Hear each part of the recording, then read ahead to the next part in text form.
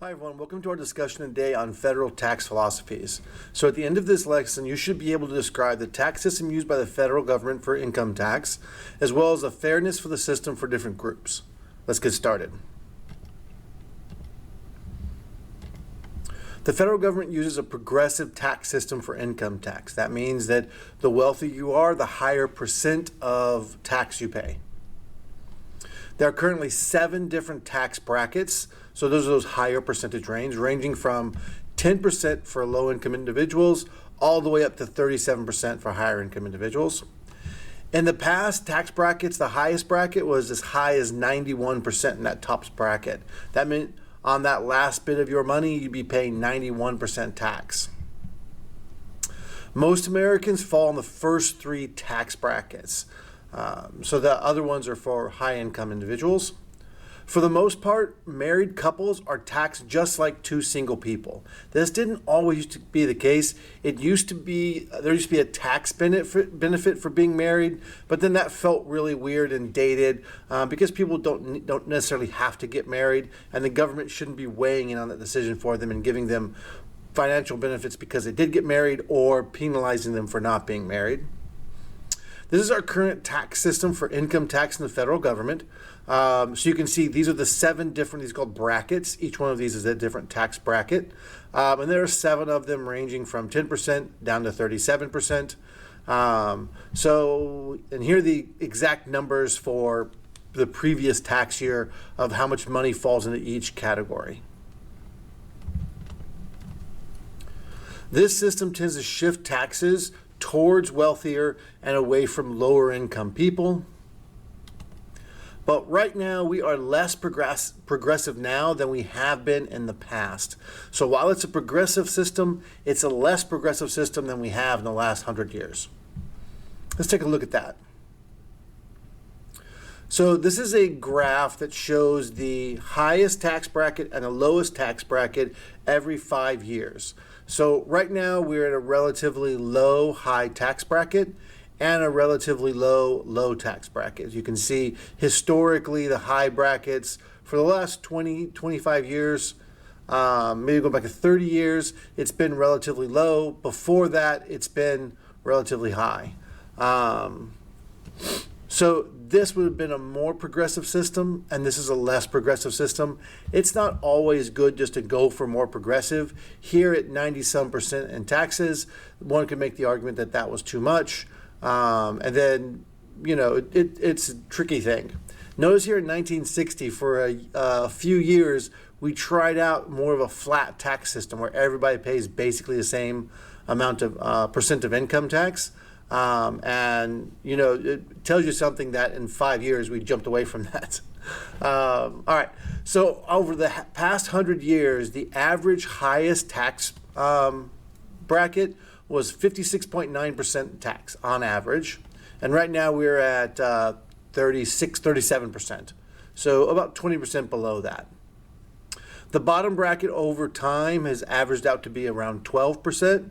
Right now, that bottom bracket is at 10%. So while lower income people are 2% lower than average, the highest tax bracket is a full 20% below the historic average. This next graph is going to be this top graph, but on it I've graphed this blue line, which is income inequality. So when this line is low, like right here, it's in like 46 or 47, that means that the top 1% of income earners, the average income earner in the top 1%, makes 46 times more money than the average worker from the bottom 90%. And up here, so right now that would be relatively low income inequality. Up over here, right now we're around 200. So the average earner in the top 1% makes 200 times more money than the average earner in the bottom 90% of people. And also notice here that as income or as tax rates for the rich, for the wealthy people, are high, income inequality is lower. When tax rates for the wealthiest individuals, the highest tax bracket falls, it tends to increase, or there tends to be an increase in income inequality. Now, these two things are linked in a very complicated way. It's not just simply raise taxes, lower inequality, but it is one of the tools that can be used to do that. Oh, sorry, on your graph, you can sketch in this blue line and label it income inequality so you can see that as well.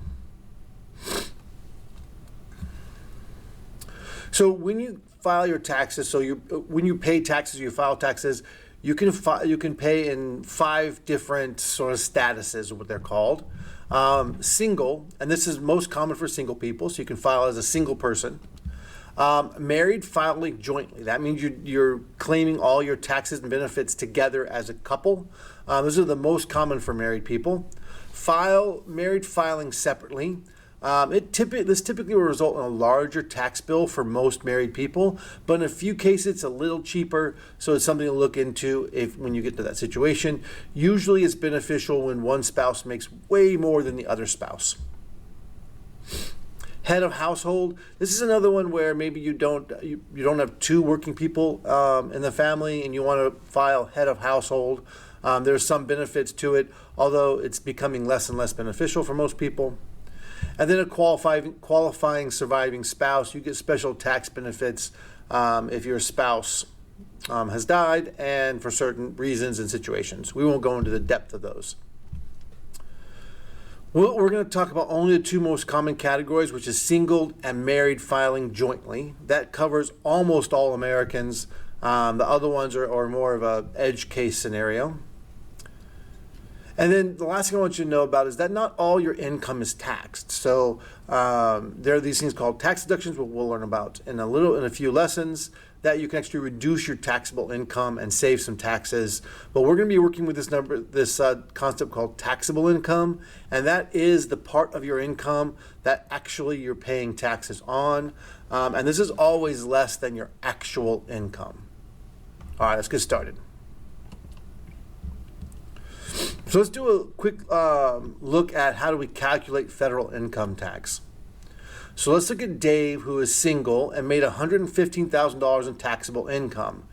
If Dave's taxable income was $115,000, he's probably bringing down like $135,000 in total income last year. So good on you, Dave.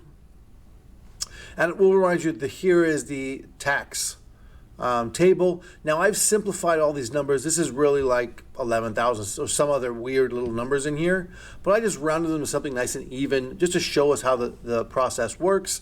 If you wanted to go back and do it really accurately, you could. All right, so let's get to it. The first question I want to know is how many tax brackets will Dave's money be in? Well, Dave's money, turn my pen real quick. So he is like 115,000. He's single, so we're on this side of the table. We're not over here. So he's going to be here, and here, and here, and here. So he's going to be in these 4 different tax brackets. So his money isn't going to. So some people think that if you're in this tax bracket, all your money is taxed at 24%.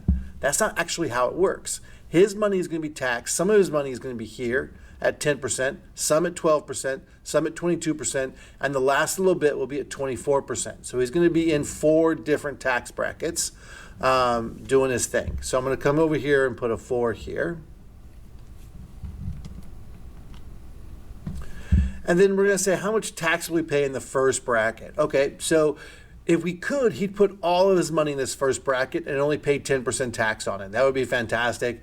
But the category or this first bracket can only hold $10,000. So there's a limit set by the federal government saying you can only put $10,000 here. So he's going to pay, so the amount of income in this bracket right here, I'm going to fill this out and say it's going to be $10,000. Sorry, my dollar sign's terrible. I'll get better at that.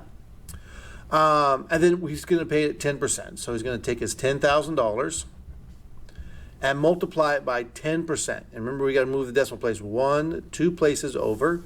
So that becomes 0.1, and that is equal to $1,000 in taxes. So I'm going to put that number over here. So far, he's going to have to pay $1,000 of taxes. All right. Now the second tax bracket, things are a little more complicated here. Again, we want to put as much money as we can in this bracket because it's only taxed at 12%.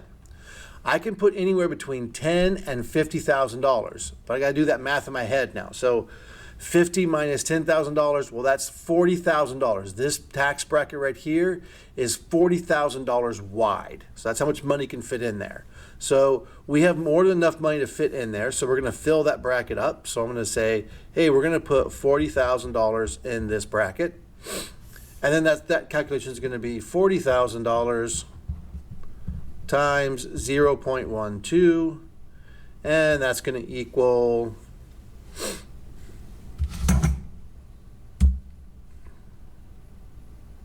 so 4123 times 0.12, that equals $4,800. Come over here, put 4,800. And now in the third tax bracket, we can have anywhere between 50 and 100,000. Again, he has 115,000, so he's going to fill this bracket up.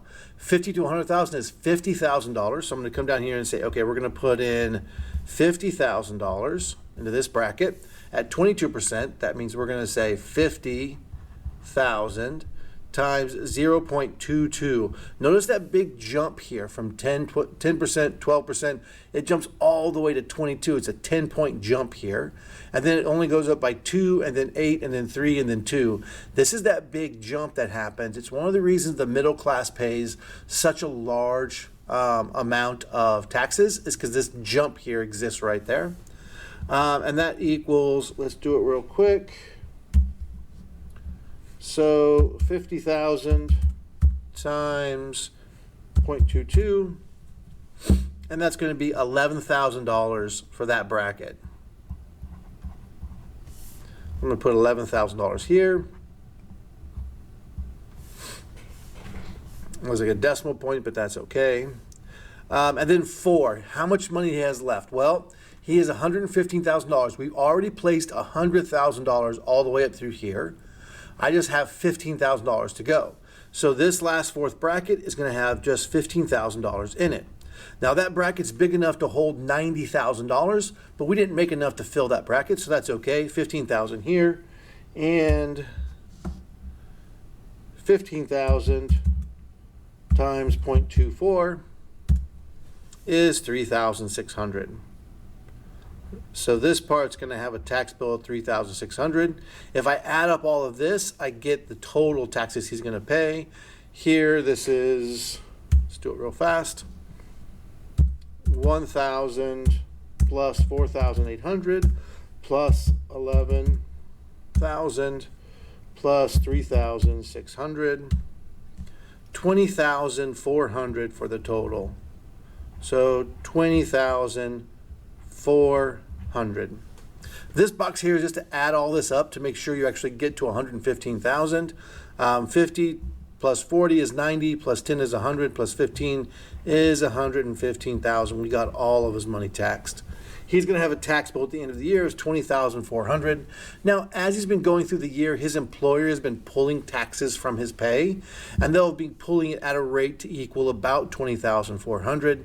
At the beginning of the next year, he's going to do what's called file his taxes, where he goes and actually calculates exactly how much he owed and makes sure that he hasn't overpaid or underpaid.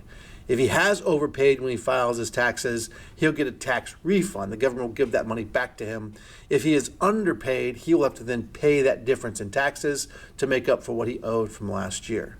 But more on that in future lessons. Great job today. Keep it up. We'll see you soon.